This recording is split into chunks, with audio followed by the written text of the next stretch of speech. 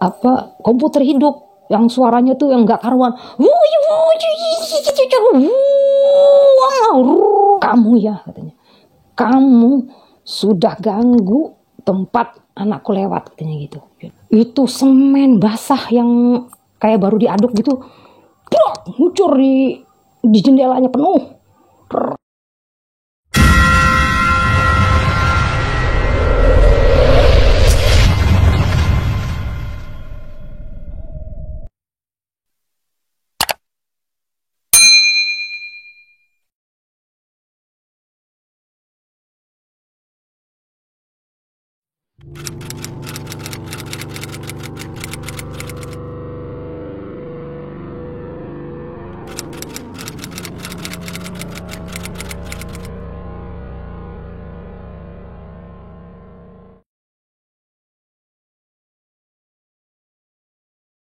Assalamualaikum warahmatullahi wabarakatuh. Selamat datang, selamat gabung di YouTube channel Kisah Mbi Emma. Oke, akhirnya setelah sekian lama diminta untuk bikin channel YouTube, dan ini akhirnya udah kesampaiannya. Dan kenapa tuh sampai Mbi diminta-minta untuk bikin channel ini? Karena semuanya pada bilang gini, Mbi sayang loh kalau ceritanya tuh nggak dibagi, soalnya kisah Mbi itu lumayan horor, lumayan mistis, ya bukan lumayan, kadang-kadang ada yang fantastik mistisnya, kadang-kadang epic banget. Ya cerita-cerita misteri yang dialami itu kejadian yang dialami sendiri dari mulai kecil, remaja sampai sekarang. Pengalaman-pengalaman mistis dan horor itu kadang-kadang sendiri juga nggak tahu bakal seperti apa terjadinya atau bagaimana terjadinya. Tiba-tiba aja misalnya Mbi berada di suatu lokasi baru, pindah rumah, atau kadang-kadang nggak juga pindah atau gimana, kita lagi duduk-duduk aja kadang-kadang ada. Cuma yang Mbi akan bagi kisah di channel Mbi ini, kisah-kisah yang lumayan, yang menurut Mbi itu fantastik lah ya, karena dari sisi karakter si makhluk-makhluk yang terlibat itu ada kisah tersendiri, ada latar belakang. Jadi setiap suatu peristiwa itu selesai atau kejadian itu berlangsung lama, itu baru terbongkar, oh ternyata ada ini, ternyata ada ini. Oke, sebelumnya dikenalkan dulu ya, nama saya Erma Handayani. Saya lumayan punya pengalaman ini karena waktu kecil sampai saya tuh SMA itu selalu berpindah-pindah, orang tua selalu berpindah-pindah. Kebetulan bapak itu kerja di PU, jadi selalu pindah antara pulau-pulau gitu. Nah, setiap pindah pun satu pulau itu kadang-kadang pindah rumah itu berapa kali. Kemudian di setiap rumah itu berapa kali ada kejadian. Seperti misalnya kejadian rumah di Bandung, di Cimahi. Itu ada satu rumah, namanya rumah di Cilember. Itu luar biasa ya. Kenapa saya bilang luar biasa? Karena si makhluk-makhluk itu, makhluk astral ya, kita pinjam aja kata-kata makhluk astral, itu sudah nyaris mencelakakan keluarga Mbi gitu. Oke, selanjutnya Mbi mau bilang, sebelum Mbi masuk ke episode ini, jangan lupa subscribe, like, dan klik tanda lonceng. Jadi kalau Mbi bagikan cerita, kisah-kisah, kalian pasti tahu gitu ya. Kenapa Mbi minta semua subscribe? Supaya kisah-kisah Mbi yang banyak ini, Mbi gak bisa bilang berapa, tapi cukup banyak banget. Dan kisah-kisahnya tuh bermacam ragam. Ada kisah yang pengalaman dikejar kuyang, pernah. Terus Mbi pernah ngobrol sama jin itu. Setelah kita telusuri, ini kok orang yang tadi datang ternyata ada di rumahnya. Terus tadi Mbi ngobrol sama siapa, itu juga semua nanti akan diceritakan di channel Mbi ini. Dan tentunya jangan lupa ya, kita di subscribe dulu. Dan juga berlanjutnya pengalaman-pengalaman Mbi ini terbanyak juga saat Mbi itu long trip. Dulu kan Mbi bekerja sebagai band profesional, jadi selalu dikontrak antar kota-kota besar di Indonesia. Dan selalu itu setiap kota rata-rata kan dikontraknya hotel. Jadi setiap hotel itu punya karakter-karakter makhluk-makhluk astral sendiri-sendiri. Yang anehnya tuh Mbi ini sebenarnya bukan indigo, bukan juga orang yang punya kekuatan supranatural atau praktisi spiritual yang mumpuni, bukan juga. Kadang-kadang yang Mbi juga berpikir ini aja punya feeling atau gimana ya, kadang-kadang ada feeling seperti itu aja. Misalnya ke suatu lokasi yang baru, kalau itu nggak ada apa-apa, Mbi nggak keringat dingin, nggak demam, nggak apa. Tapi kalau suatu tempat yang baru itu ada apa-apanya, baru aja datang, itu biasanya udah badan ini sudah kayak menolak. Itu yang sampai sekarang pun nggak paham, nggak ngerti, karena dari dulu juga memang nggak pernah mau memperdalam yang seperti itu, karena memang nggak mau aja. Ya pada dasarnya sebenarnya saya ini penakut. Ya karena kalau saya perdalam, saya nggak siap dengan melihat bentuk-bentuk wujud-wujud yang seperti itu. Ya saya nggak tahu mau bilang apa, mungkin nanti banyak kaburnya kan. Tapi pernah sih beberapa kejadian yang dilihat wujud, tetapi selalu yang dialami wujud-wujud makhluk itu nggak seperti yang umum orang lihat, seperti kayak kuntilanak, pocong, genderuwo, nggak pernah seperti itu yang dilihat. Kalau yang dilihat tuh ya model-modelnya aneh-aneh. Dia pernah lihat, betul-betul lihat itu di Sulawesi. Kalau sekarang sih orang ngetopnya bilang Slenderman ya, tapi Mbi pernah lihat itu di Sulawesi, itu di kota Palopo itu orang sana sih bilang itu balong enggak. Itu Mbi pernah lihat nyata banget. Mungkin itu ya, mungkin mata Mbi juga lagi bisa ngelihat. Terus juga pernah kejadian di Lodge Maribaya baru-baru ini, sebelum tahun 2020 lah, mungkin tahun 2018 lah, dia pernah ke sana. Itu begitu baru datang dari arah gunung itu sudah lihat ada orang jalan begini-begini. Kirain itu siapa, kok mungkin orang mau prewedding kali ya, jadi pakai baju pengantin begitu. Tau-taunya yang dilihat itu ada di kamar mandi. Ya udahlah, itu pasti sesuatu dah. Ya kayak gitu aja sih. Kalau yang kayak lihat yang terlalu ekstrim itu juga nggak sering gitu loh, tergantung mata aja ngelihatnya. Oke. Jadi di kisah yang perdana ini, Mbi mau ceritakan tentang cerita ini. Sebentar ya, dipilih dulu ya. Terlalu banyak sih, jadi bingung mau yang mana. Soalnya ada beberapa kejadian yang peristiwa mistisnya itu, gaibnya itu, yang kadang-kadang itu merugikan. Nah, yang Mbi pilih yang merugikan dulu. Merugikan, kadang-kadang membuat mental ini kalau nggak kuat, kita drop dan kita tuh bisa kalah. Itu yang pilih dulu ya. Sebenarnya bukan berdasarkan ini yang paling the best, bukan. Kalau yang paling the best atau gimana, kalau Bi sendiri sih merangkum ya dari seluruh kejadian peristiwa horor yang Bi alami. Bi paling pegang banget yang kisah rumah di Cilember. Itu karena rumah kami sampai rubuh, rumah kami sampai jebol, hancur. Adik Bi itu yang cewek itu sudah terjepit di Trakino itu. Nah, nanti adalah di sini ditayangin di kisah Bi. Makanya jangan lupa di subscribe ya. Oke. Kali ini Mbi mau pilih cerita tentang kisah Mbi di suatu kota. Waktu itu lagi long trip menjadi band profesional ya. Ceritanya ini begini. Waktu itu Mbi itu dapat kontrak untuk main di kota tersebut, kota X ya, karena Mbi nggak mau sebutin tempatnya, karena kalau nanti Mbi sebutkan ciri-cirinya, hotelnya begini, di belakangnya ada apa, di depannya ada apa, pasti semua bisa nebak kalau nyebutin nama kotanya. Kita kan menjaga ya gitu loh. Jadi waktu pas mau dapat kontrak di situ pun, malamnya sebelum berangkat itu udah mimpi aja duluan. Mimpinya itu kayak gini, kayak ada yang bilang aja, kamu mau ke sana ya. Kalau kamu mau ke sana nanti kamu bawa ini, katanya gitu. Ya dia lihatkan sesuatu ya di dalam mimpi itu, mau ini. Oh iya gitu aja, nggak tahu bawa apa. Ya mungkin itu tadi maksudnya kita bawa inilah di hati kita ya, kekuatan itulah dari mimpi itu. Sampai di Jakarta persiapan mau berangkat, ada perasaan yang gimana ya, kayak seharian tuh rasa nggak enak badan atau gimana. Padahal sebelumnya waktu berangkat dari Balikpapan menuju Jakarta sehat-sehat aja, tapi begitu sampai Jakarta mau berangkat ke kota X itu ada sudah perasaan yang aduh kok perasaan nggak enak atau gimana. Lanjutnya kita berangkat itu rasanya sih sekitar jam berapa ya, jam 10 berangkat. Saya berangkat, sampailah di tujuan di kota X. Begitu sampai di kota X, nah begitu landing pun itu dia sudah ada perasaan yang nggak nyaman banget. Kok hawanya panas banget rasanya. Ini badannya rasa kayak yang panas semuanya, panas. Lihat sebelah teman-teman nggak ada yang kepanasan, Mbi sendiri yang kepanasan. Ya mulai ada sih, ada rasa aduh apalagi sih di sini, karena sudah sering kejadian. Sebelumnya itu Mbi udah ngalami kejadian juga di Kota Padang kan. Di Kota Padang itu waktu itu ya udahlah, pokoknya nanti diceritain lah. Tapi ini bukan di hotel, waktu di Padang itu bukan di hotel. Padang pernah ada kejadian sebelumnya kayak gitu juga, ada perasaan yang nggak nyaman, nggak enak kayak gitu. Diberitahu aja gitu loh sama ada seseorang, atau tiba-tiba ngomong, kamu rasakan apa enggak, saya kok kayak nggak enak banget ya di sini, mau cepet pulang aja gitu loh. Dan sampai juga kejadian yang waktu datang di kota X itu ada perasaan gitu, kok kayak mau pulang ya, kok kayaknya nggak bakal betah di sini, ada kayak gitunya. Setelah sampai di hotel itu, dari jauh udah lihat, gila ini kok kayak serem banget sih. Padahal hotelnya mewah, megah lah ya, terkenal banget namanya hotel bintang juga ya, view-nya bagus gitu loh.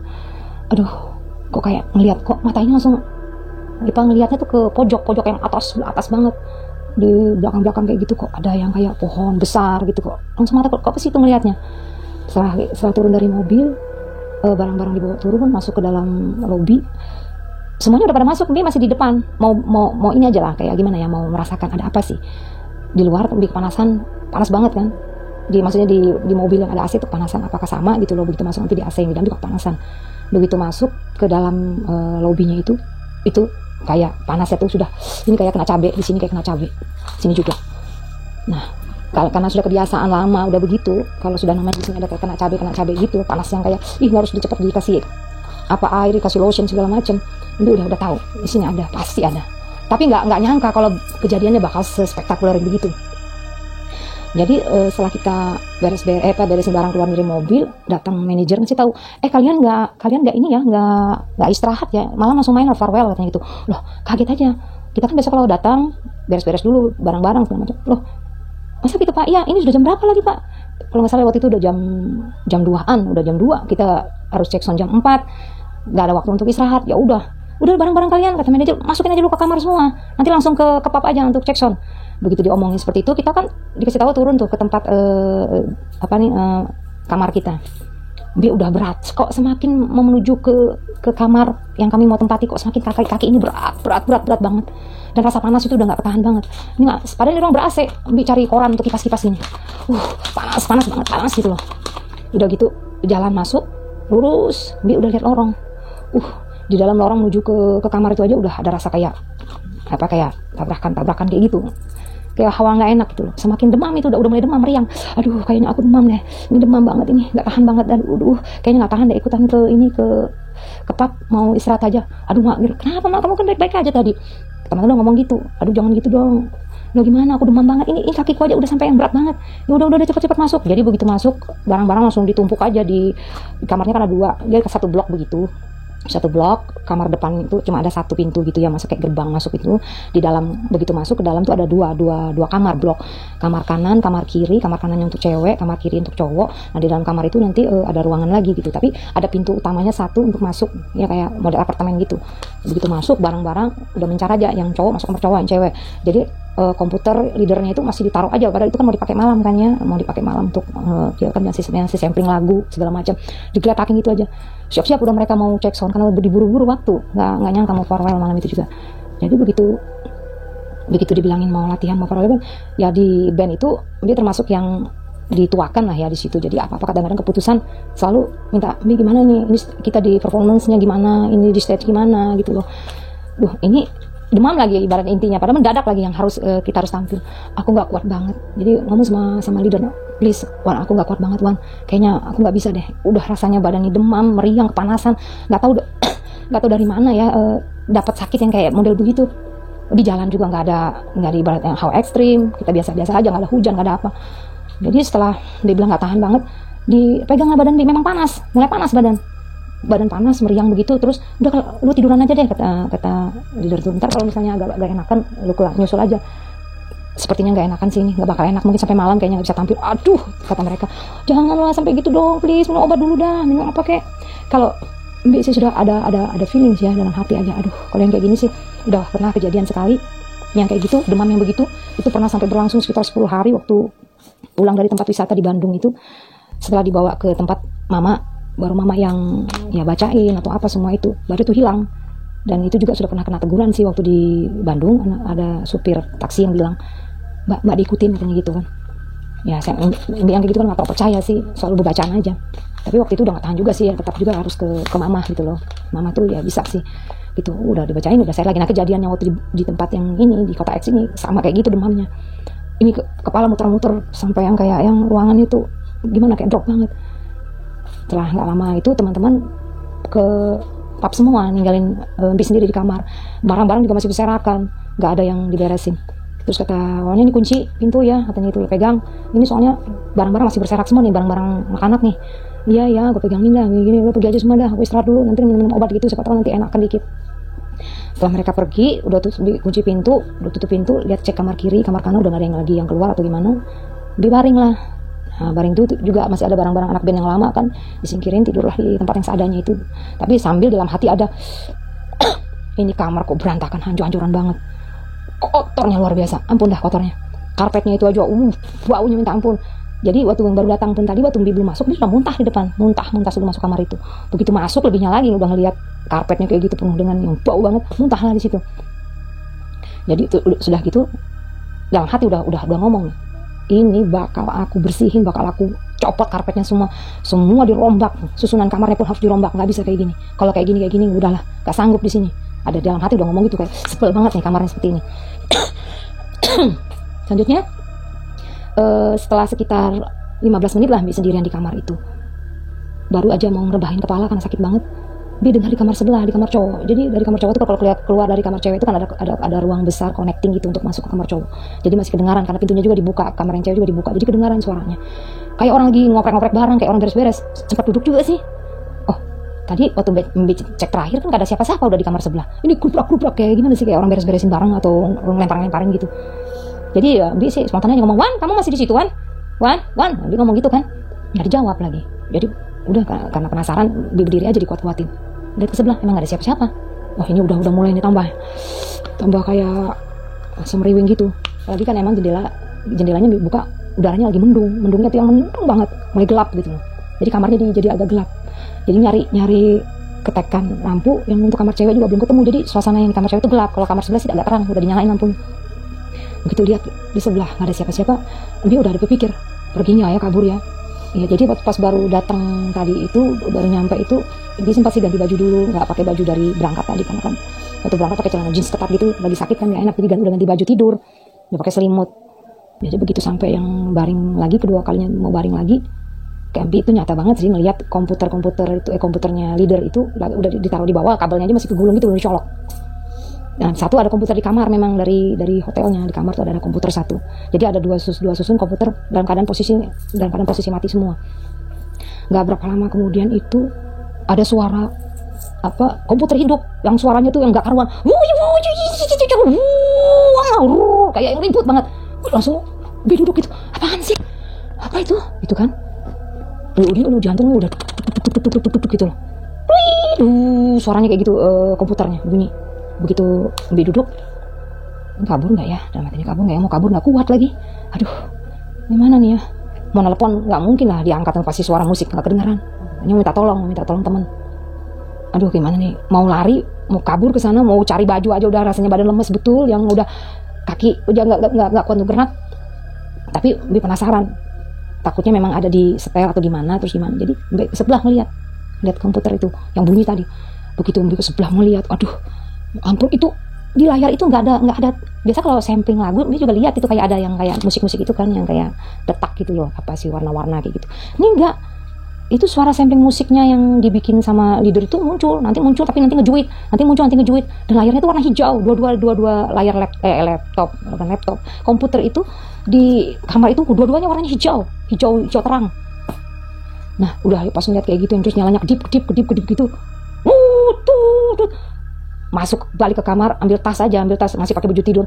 Kali ini cuek aja, mau ngelewatin lobby kayak mau orang lihat gimana, harus kabur. Udah gitu langsung kabur, langsung berangkat ke ruang musik ke pub. Jadi waktu lari di koridor tuh aja ketemu tuh sama si manajer. Mbak, kenapa Mbak? Enggak kabur, udah lari melewatin lobby, masih banyak tamu duduk di situ ngeliat. Kenapa ya cewek itu lari baju tidur, pakai apa? Pakai sepatu rasanya. Sepatu sempat pakai. Jadi baju tidur bawahnya sepatu. Lari masuk ke dalam pub. Begitu masuk, teriak dan langsung, berhenti dulu semuanya. Semuanya berhenti, ngomong, langsung tanya dulu. "Wan, itu komputer di kamar kamu colokin nggak?" "Kenapa sih?" katanya gitu. "Loh, itu kan kita baru datang gitu, kabelnya masih di dalam kardus semua, cuma itunya aja udah keluarin tadi, kirain mau dipakai, jadi komputernya aja." "Emang kenapa?" "Aduh, udah balik ke kamar. Gue diganggu lagi dan kayaknya nih." Jadi waktu pas udah bilang gue diganggu lagi nih, kata si orangnya, karena udah pernah kejadian, lu mah gitu lagi, udahlah gue capek dah. Loh, emangnya gue mau yang begini? Kan nggak mau, ini aja badannya sampai demam tahu gitu. Jadi begitu sampai di situ si agak maklum sih dia kan, nggak maklum. Tapi kalau mau kasih tahu aja tentang karakter di band yang ini, rata-rata pemberani ya. Seperti leadernya pemberani, pemain bassnya pemberani. Ya ada beberapa kali kejadian bareng-bareng sama Bi mengalami peristiwa itu, mereka rata-rata pemberani. Udah siap gitu. Jadi balik ke kamar, begitu masuk melihat ke dalam, iya memang kabelnya nggak dicolok. baru dicolok kabelnya aja masih digulung, kok nyala. Wah lu katanya gitu, ada lagi kejadian. Ya pikir ini sih sampai situ aja, ya udah cetek aja lah kalau gangguannya kayak gitu. Tapi cukup juga membuat ketakutan ya, dalam keadaan sendirian di kamar, terus agak gelap gitu, tiba-tiba ada suara orang gubrak gitu, terus tiba-tiba suara komputernya kayak gitu. Ya siapa aja pasti kabur lah, kecuali yang pemberani mungkin nyelidikin ini siapa gitu. Kalau yang dia memang kabur. Udah kejadian udah selesai, malamnya kita main. Begitu pas selesai kita Mbi udah enak lagi, kamu udah enakan Mbi ngomong sama leadernya, besok kita udah beres yuk kamar ini, kayaknya nggak enak banget deh kalau kamar seperti ini. Itu coba liatin aja tuh karpet itu kan, ya, maaf ya mohon maaf banget, itu banyak muntah itu, banyak muntah di karpet itu. Mungkin band sebelumnya mungkin ya ada muntah di situ. Terus kita juga kalau kayak gini, kalian mau sholat di mana kalau tempatnya seperti itu? Oh iya itu udah pikirin, kata si leadernya. Ini aja kita maghrib ini kita sholatnya ya di luar, di lorong, nggak bisa di situ karena itu kotor banget. Jadi pas maghrib itu juga teman-teman pada sholat di luar semua kan, nggak ada yang di kamar, belum bisa dipakai, karpetnya kotor. Besoknya kita rencana sih mau bongkar sudah, tapi minta izin dulu ke pihak hotel. Gimana, setuju nggak karpetnya dicopot aja dengan alasannya ambil lah yang sakit, nggak tahan alergi sama karpet kayak gitu. Jadi udah sepakat semua mau ini beres-beres. Malamnya itu setelah pulang main band sekitar jam 2 lah pulangnya. Ini masih aja sih melamun kayak gitu, yang ada rasa tiba-tiba demam gitu, ada nanti hilang, nanti demam nanti ada yang hilang. Pas tidur tiba-tiba mimpi. Nah selalu gitu, kalau suatu tempat tuh ada apa-apanya, ada siapa-siapanya, pasti ada mimpi. Nah mimpi pertama di situ, nah itu dia, lihat banget bentuknya, wujudnya seperti apa sih dia berbentuk begini. Duduk nih sambil lihat, mudah-mudahan mimpi tadi tuh dia nggak apa-apa, cuma salam perkenalan aja. Cuma mukanya memang sudah marah. Dia ada ngomong sih, kamu baru datang ke sini sudah sok, dia ngomong gitu. Ya gitu aja sih, sempat ingat itu aja di mimpi itu, kamu baru datang sini udah sok, katanya gitu. Udah selesai kayak begitu. Ya itu cukup untuk diri sendiri kan, kalau kayak gitu nggak ada sih sama teman-teman ngomong atau gimana. Besok kita setelah beres-beres semua, kamar udah dibongkar, terus kamar itu juga Bi yang atur susunannya, nggak mau seperti itu. Jadi kamar yang tadi posisinya tempat tidur rapat-rapat, Bi bikin posisi yang untuk cewek itu terpisah, ranjang ada yang di depan, ada yang sisi kiri, ada yang Bi kena yang dekat jendela, karpetnya dicopot semua, terus tataan susunannya juga lemari udah disingkirkan, nggak ngalang-ngalangin kayak bikin sekat-sekat gitu, jadi los kayak gitu aja. Jadi kamarnya bersih, udara juga bagus masuknya. Kamar cowok juga Bi yang menatanya semuanya. Makanya di band One Feel yang Bi itu, Bi ini digelarin Ibu Tiri, karena nggak bisa, harus nurut. Kamar juga Bi yang tata semuanya, udah rapi semua begitu. Bisa lah, terutama di kamar cowok kan agak gede. Bi selalu gitu kalau kita pergi ke suatu tempat, Bi selalu bikin ada ruang atau space untuk bisa sholat berjamaah gitu loh, teman-teman untuk bisa sholat berjamaah. Udah selesai itu, kita main band lagi. Setelah pulang main band, kita udah beres-beres kamar itu, kata dia udah beres-beres, kita main band. Itu pulangnya malamnya sekitar jam 2-an, biasa kita baru tidur, kadang 2:30 atau jam 3. Nah sekitar jam 3 itu Mbi tidur, mimpi lagi dengan orang yang sama yang datang, wanita itu lagi yang datang, dan kali ini dia lebih marah lagi. Ya gitu ya, Mbi sedikit ceritakan. Mbi misalnya datang suatu tempat, kalau dimimpiin di situ ada apa-apanya, ada siapa-siapanya. Kalau mimpi itu nggak sekali, mimpi itu selalu berulang-ulang dengan orang yang sama, bentuk yang sama, kalau ada sesuatunya. Jadi begitu dia datang, dia ngomong gini, kamu ya sudah memindah-mindahkan susunan di sini, kamu nggak tahu apa yang kamu pindah-pindahkan susunannya itu jalanannya anakku lewat, di situ ada tangga, di situ juga kamu taruh tempat tidur, anakku tersandung jatuh berapa kali dari tangga. Dia ngomong gitu dalam mimpi itu. Ya bisa diam aja kan, kamu nggak tahu saya yang punya rumah ini, dari depan sini sampai menuju ke belakang sana itu rumah saya, sepanjang ini tempat anak saya lewat. Dia bilang gitu. Ini kamu datang seenaknya aja, menukar-nukar tempat posisi sampai anak saya terhalang jalan. Dalam mimpi dia ngomong gitu. Jadi matanya itu melotot kan, rambutnya kayak ikal-ikal gitu, gelombang tapi yang ke atas gitu, gede banget rambutnya. Wah ini jambul, bukan jambul sih ya, memang rambutnya aja gomplok gitu loh, berikal-ikal gitu, tinggi besar, perempuannya tinggi besar, bajunya hitam. Terus dengan kayak dia marah tuh juga posisinya tuh yang posisi kayak mau nyekek gitu loh. Kamu ya, kamu sudah ganggu tempat anakku lewat, katanya gitu. Jadi kaget lagi, bangun, astagfirullahaladzim, ya Allah, ini lagi nggak kira-kira mampu, ya Allah, kuatkan. Udah kayak gitu, kalau habis ngomong kayak gitu, lebih nggak pikirin. Ya kita kan untuk bersihan, untuk apa, kenyamanan di situ. Nggak kepikirin lah, itu mimpi aja, pokoknya gitu aja pikiran, itu mimpi aja. Ingat juga sih dia ada ngancam gitu, di mimpi. Lihat kamu ya, kalau kamu nggak kembalikan posisi seperti semula, lihat kamu, katanya. Lihat kamu ngomongnya kayak gitu. Ya udah, ya setelah itu Dia berdoa aja, ya Allah, gue tanya Allah semoga nggak terjadi apa-apa di sini. Semoga dia habis mimpi kayak gitu, dia kan duduk gitu ya, duduk di tempat tidur sambil mikir, ini kasih tahu nggak ya teman-teman kalau mimpinya kayak gini. Tapi tahan aja dah, nggak usah. Nanti gimana lagi kalau cerita mimpi-mimpi terus. Nggak lama udah gitu pas dia udah duduk di pojokan itu di tempat tidur yang ujung itu kan dia memang pasang setting di dekat jendela. Jadi ada suara, pertama sih pelan aja di jendela, tak gitu. Pinggir sih cecak kan, tapi tetap aja sih karena udah merinding duluan, tetap aja waspada gitu loh, nggak berani tidur. Pas duduk gitu, suara semakin kencang. Kali ini bener-bener suara kuku nyakar gitu. Terus langsung tiba-tiba tuh teringat peristiwa pernah juga di suatu hotel waktu nyanyi. Ada peristiwa juga yang seperti begitu, yang suara kuku gitu, akhirnya teroran kuku itu yang membuat dia lari dari kamar itu. Nah itu ada kejadian lagi suara yang kayak gitu, yang tapi ini di kaca. Semakin lama semakin kencang, semakin pokoknya semakin dahsyat lah ngeroknya.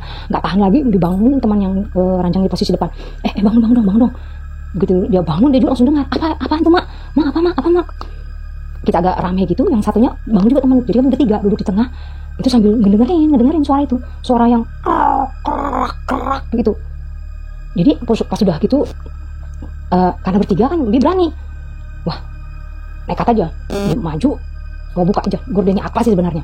Begitu dibuka gordennya, tiba-tiba ada brak di kaca, itu semen basah yang kayak baru diaduk gitu, brak muncul di jendelanya penuh, gitu, nutupin semuanya. Pokoknya jendela tuh ditimpain semen basah dan kayak digerus gitu,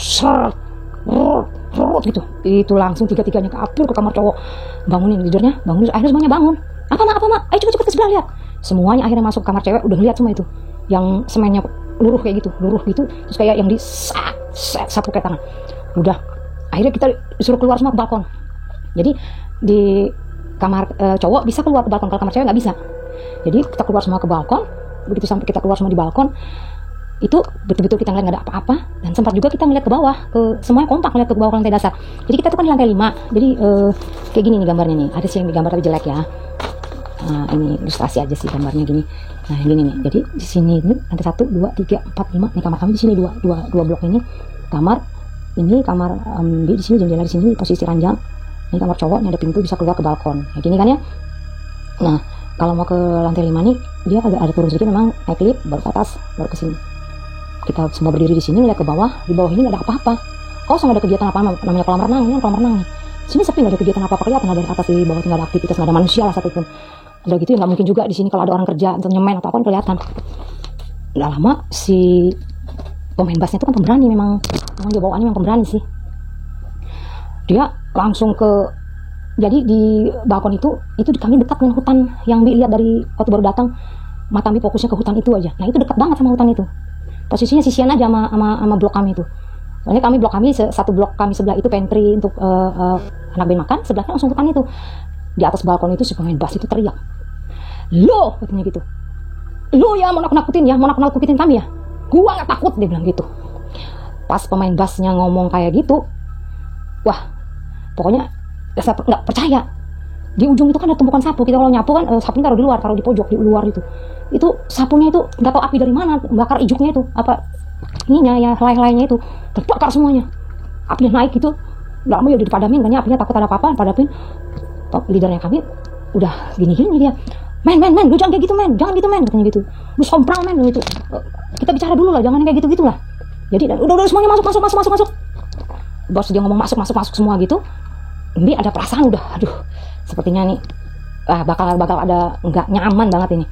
Terus Mbi juga lihat ekspresi wajahnya leader tuh kan biasanya orangnya suka ngelawak, suka lucu-lucuan gitu loh, nggak pernah serius. Pas dia ngomong masuk semuanya dulu, gue mau ngomong, dia udah feeling dia pasti ada sesuatu yang mau dia ceritakan, yakin udah gitu. Dia pas duduk dia ngomong, gue mau cerita ini, gue minta banget kalau gue cerita ini, gue mau semuanya jangan ada yang ketakutan, jangan ada yang merasa drop atau gimana, semuanya harus ini aja, kuatin mental, dan jangan lupa kita tetap ibadah dengan kuat. Itu aja intinya, jangan sampai ketakutan gitu. Akhirnya ketakutan membuat kinerja kita nggak bagus nantinya. Nggak lama dia cerita,